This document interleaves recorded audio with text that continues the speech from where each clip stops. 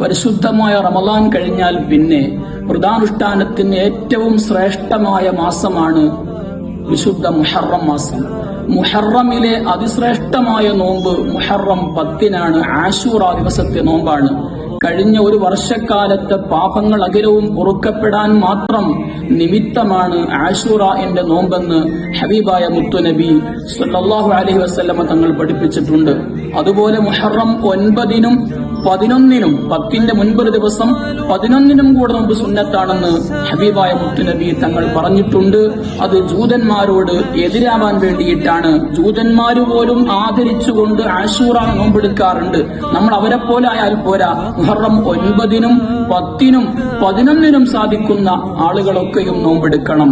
അതുപോലെ മുഹറം 10-നെ ആദരിച്ചുകൊണ്ട് മൻ വസ്സഅ അലാ ഇയാലിഹി വ അഹ്ലിഹി, ആശൂറ ദിനത്തെ നോമ്പെടുക്കാനും നോമ്പ് തുറക്കാനും ഒക്കെ തന്റെ കുടുംബങ്ങൾക്ക് സുഭിക്ഷമായ ഭക്ഷണം പാകം ചെയ്ത് ഒരുക്കി കൊടുത്താൽ, ഭക്ഷണത്തിൽ വിശാലത ചെയ്തു കൊടുത്താൽ, വസ്സഅ അല്ലാഹു സായിറ സനതി, ആ കൊല്ലം മുഴുവനും ഭക്ഷണത്തിൽ നല്ല സമൃദ്ധി ഉണ്ടാകുമെന്ന്, ബറക്കത്തുണ്ടാകുമെന്ന്, ഐശ്വര്യമുണ്ടാകുമെന്ന് ഹബീബായ മുത്തു നബി സല്ലല്ലാഹു അലൈഹി വസല്ലം പഠിപ്പിച്ചിട്ടുണ്ട്. അള്ളാഹു നമുക്ക് തൗഫീഖ് നൽകുമാറാവട്ടെ. ആമീൻ.